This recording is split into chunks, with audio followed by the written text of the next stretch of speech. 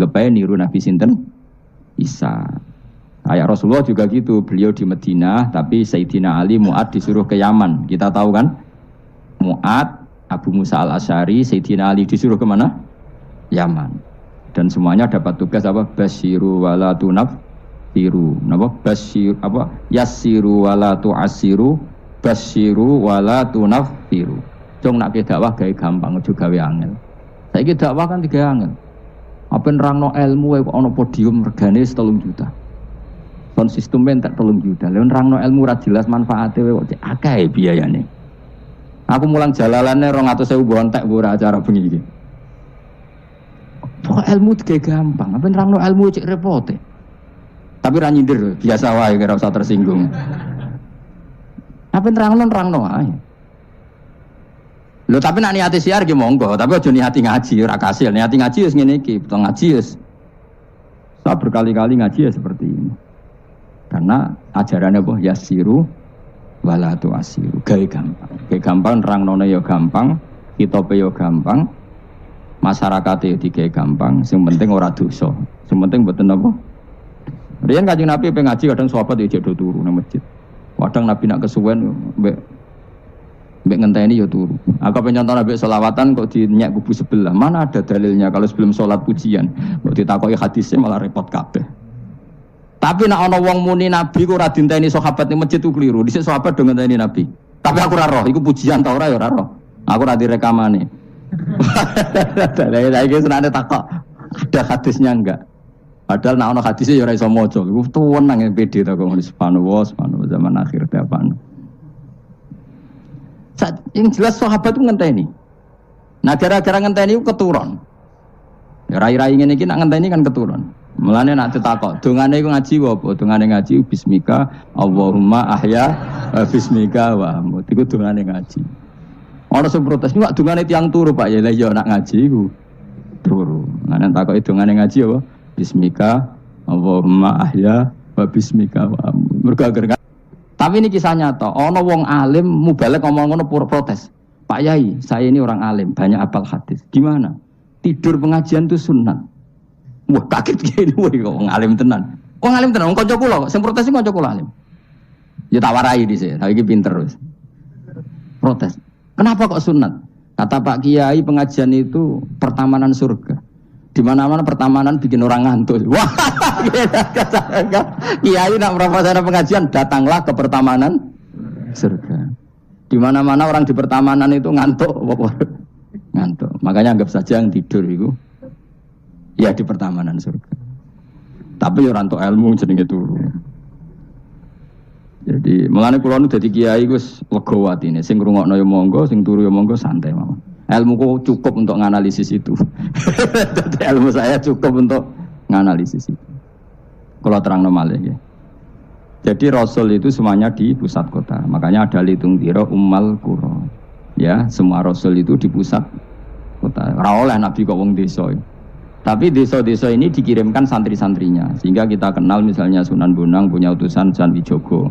Wali Jogo dakwah daerah Sragen, Boyolali sampai Jogja menawa. Tapi aku ora roh Jogja tenan pura, tapi Ndarwan tok Solo 3, Boyolali, Sragen. Tapi menawa ya tok Jogja barang.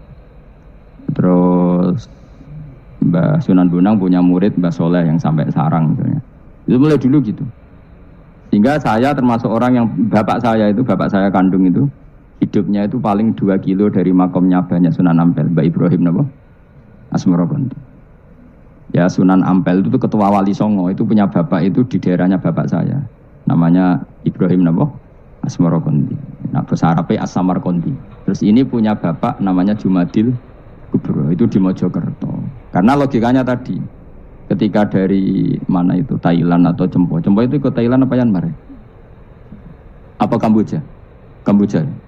Tapi sakjane rapati Kamboja, kowe kok roh nek iku Kamboja, ora roh. Moe Cempo lah. Ya kalau enggak Kamboja ya Thailand. Atau kubu sebelah, itu angel teman redaksi ini. Daerah sebelah maksudnya daerah sebelah. Angel, orang wong sufi angel. Mergo kowe wis terjustifikasi, penting ku nak ra paham muni wallahu alam. Kacau. Gayane sopan tapi itu pelemparan tanggung jawab.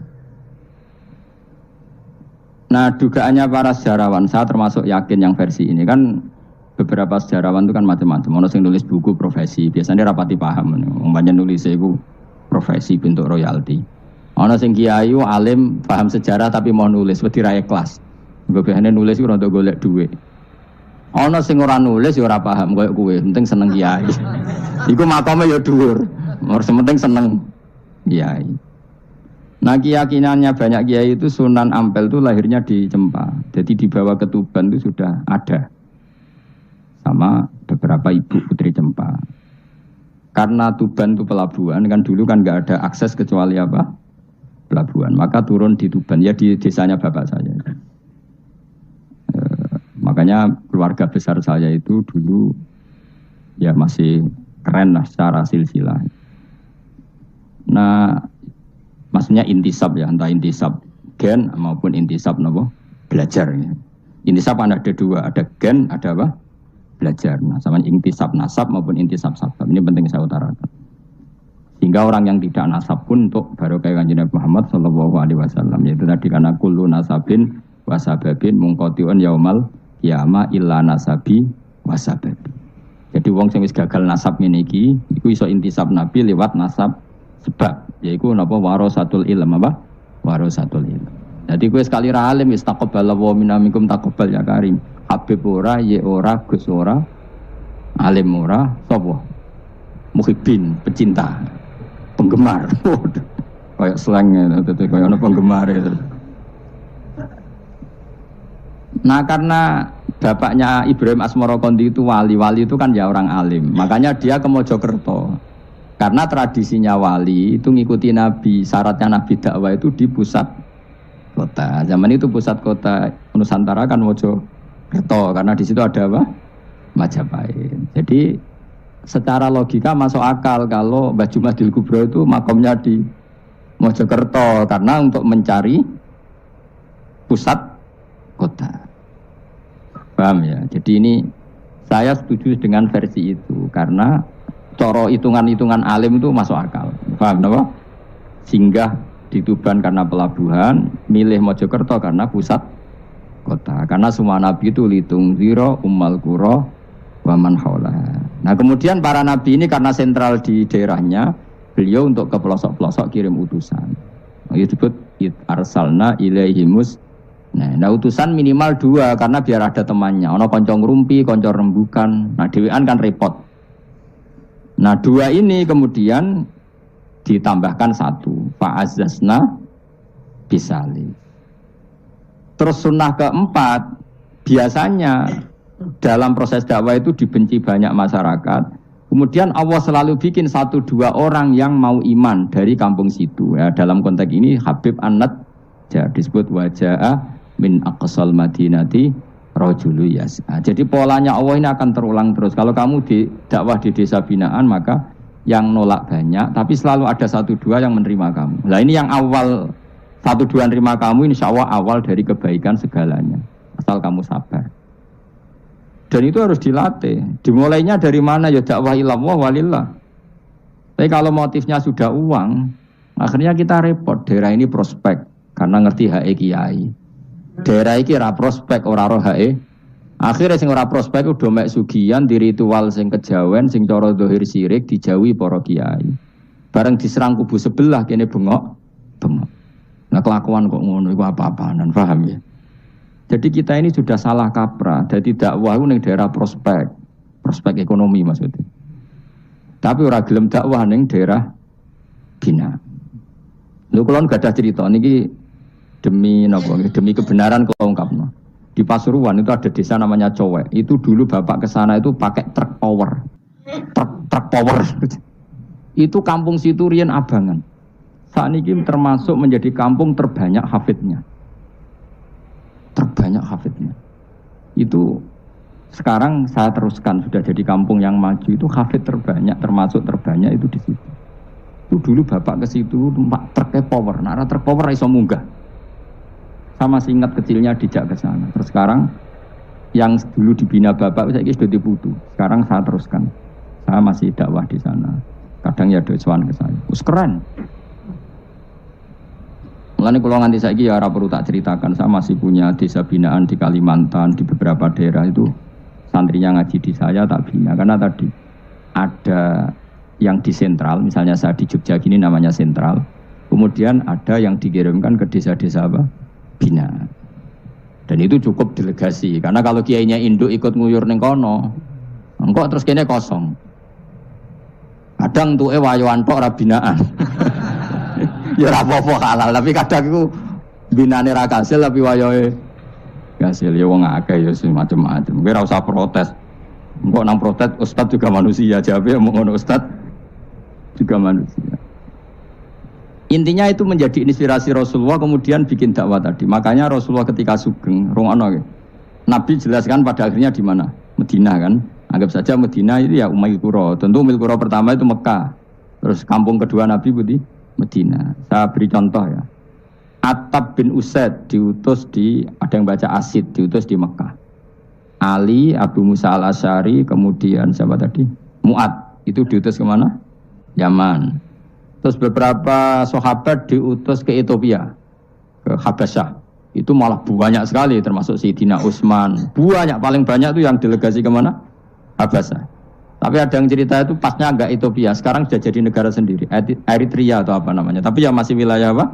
Ethiopia. Sekarang ada kampung yang jan dulu sahabat di situ, namanya, nah kalau nggak salah Eritrea. Tapi ya daerahnya mana? Ethiopia. Terus ada beberapa sahabat yang zaman itu sudah ke Syam, Syria, ke pokoknya Syam, bisa Syria, Libanon, Yordan, Palestina. Jadi dulu Nabi itu nggak berhenti ngirimkan delegasi. Dan rungokno tenan iki. Dan delegasi ini Nabi kalau ditanya, lalu bima danakdi ya Rasulullah. Lalu ketika saya ada dekat jenengan, kalau ada orang tanya hukum itu saya pakai apa? Kata Nabi ya bi kitabillah, kamu panduannya ya kitabullah. Kalau ndak fa bi sunnati Rasulillah. Kalau ndak al-khikil asbah bil asbah wan nadhir bin nadhir. Ya mirip-miripkan lah, yang mirip ya mirip, yang mirip ya mirip. Sehingga Imam Suyuti itu punya kitab namanya Al-Asbah wan Nadhair. Jadi cari kemiripannya. Apa? Misalnya begini, rungokno tenan. Hukum itu kan mesti ada master. Ya, kalau kamu menjadi pakar fikih itu hukum itu mesti ada master. Master ini kemudian menelurkan furu'. Nah, furu' ini kalau dalam fikih disebut hadal hukmu mufarra'un ala kadza. Hukum ini dicabangkan ngikuti indukan ini. Misalnya begini, rungokno awas ya. Tak latih ahli fikih. Ini kan sawal-sawal kan sudah mangan toh. Nah wingi Ramadan goblok kan alasannya ramangan. Senajan to ya alasan aslinya ya asli, cuma kan di alasan apa? Sawal kan semangat. Rungokno ya. Misalnya hukum begini. Tak warai. Engkok ketara ke pinter ta ora? Mergo aku jek berharap ke pinter. Ana wong iku njimak bojone ning wulan Ramadan. Rino. Napa? Rino. Hukumnya piye? Njimak bojo ning Ramadan hukumnya batal ora? Batal, pinter separuh lah. Kemudian jima bojo ning wulan Ramadan itu hukumannya berat, yaitu kafaronya selain qadha harus merdekakan budak atau puasa 2 bulan berturut-turut. Kalau ndak memberi makan orang 60 orang miskin, satu miskin untuk orang 1 mud. Pokoknya berat hukumannya. Disebut tidak kubur. Rungokno. Lalu menurut Imam Syafi'i, pelanggaran dengan sanksi seberat itu adalah hanya untuk jima. Sehingga kalau kamu batal lewat makan, ya tidak kena hukuman seberat itu. Karena makan tidak jima, jima ya tidak makan. Cara cangkem elek wis suwe bah, nah jima ra makan, makan ra jima. Cara cangkem elek. Mergo jima itu dianggap terlalu seru, meskipun halal dianggap seru. Cek kurang ajar ya poso-poso batal demi jima bojone. Ya tentu iki contoh bojo ayu, bojo elek wis ora kepikiran. Ya coba bayangno mosok lho Gus, ngempet sedina ra kowe bojomu elek dadi ra bayangno kowe iku aja bayangno ambek awakmu to. Iki bayangno iku wong Arab mangane daging ke mangane mendoan. Mendoan tempe apa meneh? Apa sing tahu apa bacem iku? Tahu susur terus apa? Jadah terong yo mesti subhanallah. Ora iso dikiyasno.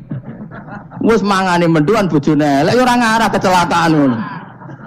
Iku bayangno wong Arab mangane daging bojone ayu. Wes Mustafa khusus lah cara wong Arab sing ayu bangir. Wes ora iso ngempet tak jamin. Posisi gelem halal. Jadi kau coba yang awakmu dhewe sing mangane napa? Mendoan tahu susur kan. Jadah. Iku ora sereten nek sahabe. Kula pertama mangan jadah iku kaget. Kula niku kan rada kiai lho. Rada kiai ku nak mangan niku golek sing gampang. Bar jadah tak pangan kelet kabeh bingung. Suwe-suwe ning Jogja kulino. Nah dhisik ora kulino mangan yang seperti itu. Suwe-suwe saiki kulino.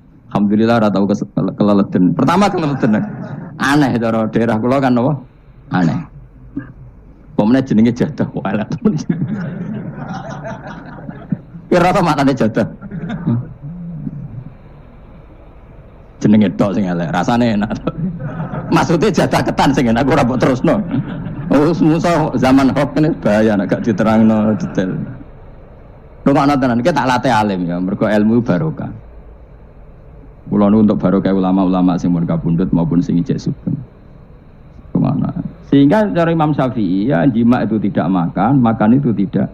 Nah, oke, kita setuju. Karena jima itu dianggap terlalu serem. Napa? Ya serem tuh misalnya ngene, kowe bertamu gone ruhin, terus mangan segone kan normal, terus pamit. Kan nyeleh kamar aku penjima bojoku. Kurang ajar ta, tamu ngene iku kurang ajar ta. Ya kurang ajar. Tapi cara pikiran Imam Malik, ini mazhab Maliki. Kenapa hukumannya seberat itu? Kenapa hukumannya seberat itu? Karena hadku hurmati Ramadan min ghairi udhrin syar'iyyin. Melecehkan Ramadan, tidak menghormati harkat Ramadan dengan tanpa udzur yang syar'i. Sehingga kalau kamu makan mie atau makan sate atau makan jadah tanpa udzur syar'i, tanpa sakit, maka hukumannya sama. Karena dianggap melecehkan Ramadan tanpa udzur syar'i. Imam Malik cara berpikir, memangnya jima bojo statusnya haram kan tidak zina. Jima bojo status halal apa haram? Halal, bedanya apa dengan makan? Kejima lebih mangan bedanya apa dalam hukum halalnya? Sama kan? Kenapa hukumannya berat padahal jima itu halal? Karena hadku hurmati Ramadan min ghairi udzrin syar'iyyin, merusak kehormatan Ramadan tanpa udzur syara' sehingga dihukum seberat itu. Kalau gitu tidak harus jima, makan ya sama, rokokan ya sama, apa saja sama. Paham ya? Ya sudah seperti itu, namanya al-hikin nazir bin nazir wal asbah bil asbah. Maka menjadi lazim dalam hukum fikih ketika sesuatu disebut itu mewakili yang lain yang semakna, jadi buat kias. Saiki wong malah gergakno sunah Nabi keliru. Sunahnya mana? Sunah mbahmu. Zaman Nabi Sugeng wis ana kias. Justru Nabi menyuruh kita pakai kias karena sunnah itu tidak cukup. Kenapa tidak cukup? Karena Nabi yang pernah dilakukan Nabi tentu jumlahnya terbatas. Mau tidak mau dalam hukum terkini kita pakai kias. Nah, saya sidik-sidik orang oleh kias kudu sunnah. Maka untuk melawan seperti itu saya kudu cangkem elek gerem. Tapi cangkem elek kerape ulama kok cangkem elek. Malah tak wakil lo kowe sing wis pantes cangkem elek ngono. Kalau di murid cangkem elek kan, ya kok kowe ngono iku maksudnya ditakoki. Gimana hukumnya salaman setelah sholat? Oh enggak ada tuntunannya, bid'ah. Jare sing cita kubu sebelah mau carane. Jare sing santriku ya rada kurang ajar kok kowe ini. Jare santriku, ya ndak usah dihukumi bid'ah, biasa saja. Mana ada di fikih hukum biasa saja? Ya pokoknya biasa saja. Alasannya apa? Kamu setelah sholat ke kamar mandi boleh enggak? Boleh. Kamu setelah sholat kencing boleh enggak? Boleh. Ke kamar mandi kencing boleh. Lalu nyalakan HP boleh. Nah kenapa kalau salaman tidak boleh? Bedanya apa dengan nyalakan HP? Waduh cangkem elek. Cerita cangkem elek. Maksudnya itu akhirnya satu-satu yo satu-satu. Lah kula sebagai kecelok wong alim do takok aku, dua-duanya takok. Cara jenengan sepundi? Padha nganggure mrene ngono. Lah kok saged Gus? Ning dinggon argumentasi hukum kok ketemu pangeran debat ben pangeran sing mutusno. Karena ngene iku sepodo lucune. Padha lucune lho wong padha nganggure debat ngono lah apa. Nek kowe wong parek pangeran, bar salat ben nguyo ya nguyo, timbang nguyo ning masjid. Sing kepengin salaman nggih monggo salaman. Ora mbek wong ayu mbek Rukin Mustofa udah ape sahabat nang padha. Ya monggo. Sing ape jagungan nggih monggo, wis biasa wae. Sementing nak bar salat bar salam wis aja salat meneh, engko salat ba'diyah. Jadi dulu Nabi malah nak bar salat mesti omong-omongan. Mergo kesunatane memisah salat fardu dan salat sunat. Maka lakukan sesuatu, di antaranya merubah tempat duduk atau ngendikan. Jadi dulu itu enggak terikat. Ayo, ngono iku jenenge kias. Kalau kamu bar salat, boleh enggak kamu setelah salat nyalakan HP? Ya boleh. Boleh enggak setelah salat nge-SMS orang? Ya boleh. Kok enggak dihukumi bid'ah? Kenapa salaman tok yang tersangka? Nah itu kias. Tapi kalau terus mendingin berhubung sama-sama enggak ada dalilnya, milih yang enggak salaman. Tepaan pinggirnya kira cocok. Ya, tapi ada ngono jujur. Yang ini enak cocok salaman, ora cocok ora usah. Malah angel meneh kan hukum ngono kan. Tapi susahnya apa sih kita tidak ngomong seperti itu? Sing salaman yo keben, wong ini alam demokrasi. Sing ra salaman yo keben ya biasa wae. Wong bar salat itu perintah pangeran eling pangeran. Ya sudah. Ana sing eling pangeran lewat salaman, ketemu wong mukmin. Ana sing carane eling pangeran nduwi lu terus ngaca tasbih. Ana sing nganggo tasbih bid'ah, nganggo drijine. Ya monggo sementing aja misoi wong. Susah ya apa sih? Waras sithik maksudnya ilmiah sithik. Nah sekarang saya tak bedheki, kayak saiki mazhab Maliki apa Hambali, apa Syafi'i. Mau udah bedekan mau. Maka terus diputuskan kalau enggak ada sunnah Rasul maka al-hikin nazir bin nazir, hukum sing mirip-mirip. Sekarang begini misalnya contohnya. Saya berkali-kali cerita, ini anekdot tapi nyata. Ada seorang alumni penggaweane nabok ibu Juni. Nabok itu kan dengan tangan. Nabok dalam bahasa Jawa dengan tangan kan. Bareng kiai ini dilapuri. Kan ren jogeman nabok ibu Jumu. Gang Rongulan bojone Ruhin lapor aku, Gus sakniki mboten naboki, nyaduki. Bareng Ruhin tak celuk, "Hen, kok sik nyaduki piye?" Jare sing haram naboki, Gus. Sakniki tak leh nyaduki. Terus aku mending ngene, "Yo aja nyaduki." Gang Rongulan bojone lapor, sakniki ngidoni. Hanya karena terjebak tekstual, apa? Tekstual. Berhubung naboki tidak nyaduki, kalau naboki haram nyaduki ra mesti haram, itu terjebak apa? Tekstual. Coba kalau dia waras sedikit, makna haram naboki itu menyakiti. Saya ulang lagi, makna haram naboki itu maka nyadui juga sama, ngidoni juga sama, ngember nganti utang-utang tonggo yo sama, karena itu sakit loh perempuan utang-utang. Pemilih di cerdas ngono, terus bertakoi sunnah rasulnya mana? Bar saiki. Ya malah nak pangeran ngendikan ning wong tua mau fala taqul lahuma uffin. Jangan katakan hus, terus dia mendingin jancuk bapak. Loh, kok muni jancuk? Kan tidak uffin. Waras to ora wong sing muni ngono. Kuwi sing muni ora to. Maka sebetulnya zaman Nabi itu sudah ngendikan al-hikin nazir bin nazir. Sehingga kalau orang tua haram dikatakan hus, maknanya haram disa itu yang maknanya sejenis maka sah. Nah, jadi mulai dulu kias itu ada, meskipun ya tentu jangan kebablasan. Misalnya yang tanpa ilmu itu kias yang kebablasan. Maka ini penting sekali ngaji lah. Para delegasinya Rasulullah dulu dibekali gitu. Sayyidina Ali ditanya, terus kaidahnya yasiru walatu asiru basiru walatu nafiru. Bikin mudah, bikin ceria, jangan bikin susah. Bikin gembira, jangan bikin susah. Mulane kalau ngaji seneng guyon. Perkara ini kowe wis sumpek ning omah, rai-raimu wis rai sumpek. Lah wis sumpek ning nggon ngaji, disumpekno pisan. Kan sumpek double. Stres malah ngel-ngel wong. Jadi tidak guyon ae ben rileks, lali utang sejenak, no.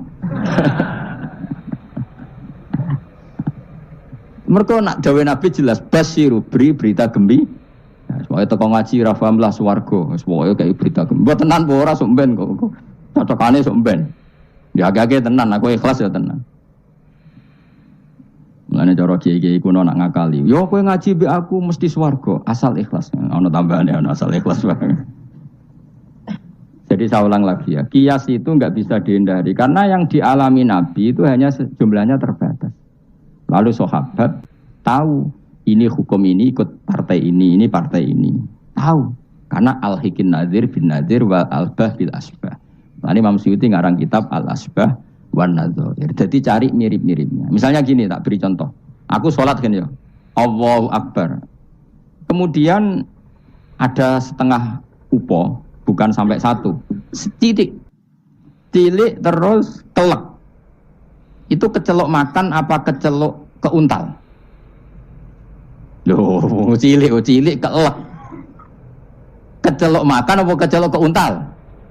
Keuntal. Maka potensi tidak batal itu tinggi. Tapi nak upo sitok ning tangan mbok jupo. Wis salat maksudnya, terus mbok lebokno. Iku keuntal apa mangan? Mangan. Jadi akhirnya kita bedakan mana yang amdan, mana yang sahwan. Sehingga yang amdan meskipun kecil hukumnya makan. Kalau makan berarti membatalkan sholat. Tapi ning bab tamu, sholat tuh batal dengan makan. Tapi ning bab tamu, jong tamune kayak no mangan, tamune kasih makan. Terus bukai uposito. Ini di bab sholat sudah makan namanya.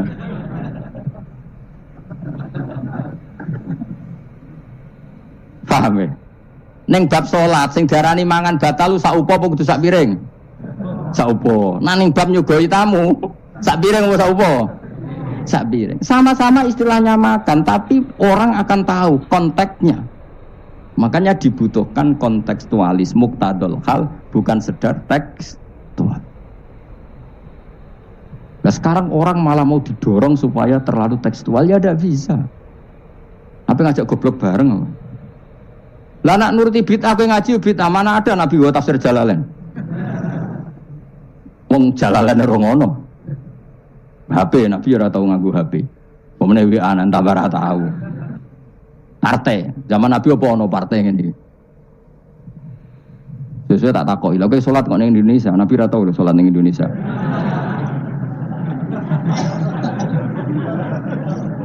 Malah panjang kan kalau diterus-teruskan. Maka kita hanya ngambil Nabi ku sholat itu sujud ning Allah Subhanahu. Maka yang penting itu sujud. Nabi ketika sujud itu baduke sak ngisore aliyah, sak ngisore bokong. Maka syarat saya sujud itu dari ulama-ulama bokonge kudu sak ndhuure baduk. Oke. Tapi tentu itu contoh kondisi normal. Lah saiki misalnya ana wong sujud delalah nggone ndas iku tingkat. Tetep sah ta ora? Kayak sujud ning gone daerah-daerah sing kayak ning Arab lho, nek saya haji ku sujud ning bokong lho. Ya sudah, jenenge darurat itu tidak kondisi normal, selalu istisna dalam keadaan darurat. Makanya ketika Imam Ghazali sama masih ingat betul, umumatus syar'i makhsusatun bima naqalahu ulama uddin. Wapalo. Nek ben darani wong alim, utawa ya alim tenan, utawa ibu-ibu pokoke penting ngapalno. Ya umumatus syar'i makhsusatun bima naqalahu ulama uddin. Atau bimana qolaha ulamatin samiin. Sesuatu yang umum dalam redaksi syariat pasti ada istisna. Yang ulama itu tahu, istisna itu pengecualian. Misalnya begini, saya ngomong gini, nyekel bojone wong haram ta ora? Jawab ya. Jawab kan, nyekel bojone wong haram ta ora? Haram mutlak apa ana pengecualian? Haram mutlak. Pemenang ayo kan tambah haram. Elek haram. Tapi tetap meskipun itu tidak diungkapkan ulama, semua ulama ngendikan nyekel bojone wong haram, haram besar. Ya selain haram rawan dibaca nek bojone Madura. Ya haram plus rawan dibaca. Tapi misalnya terus berdasar pegangan itu, sono bocah ayu kelintir ning selokan. Terus mbok baro. Kok mbok baro kan haram Gus. Ya mati lah dul. Meskipun tanpa istisna orang tahu dalam konteks seperti itu pasti istisna. Paham ya? Ad-darurat tubihul, maka harus kamu selamatkan. Lah anak wis selamat kok ijek mbok cekel iki. Iku ngeluai batas jenenge. Meskipun takbirnya tadi haram memegang perempuan, haram melihat perempuan.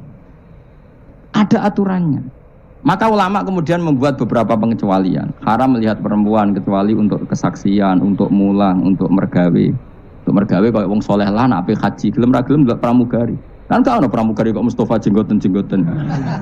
Kepengen wong Melayu tapi gelem ra gelem kan kedelok pramugari, tapi ya sekadar muamalah. Nah saiki terus ana cah nom-nom nakal. Gus kula ndelok cah wedok tapi muamalah ngopi. Waduh iku perkara.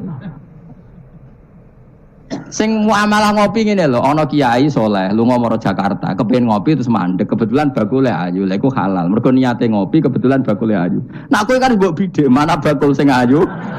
Terus mbok parani, lha iku beda. Ya, dadi beda wae. Nak kepen halal ya. Kowe iku moro Jakarta, yo. Gak pilih-pilih kan, terus ngantuk ngopi.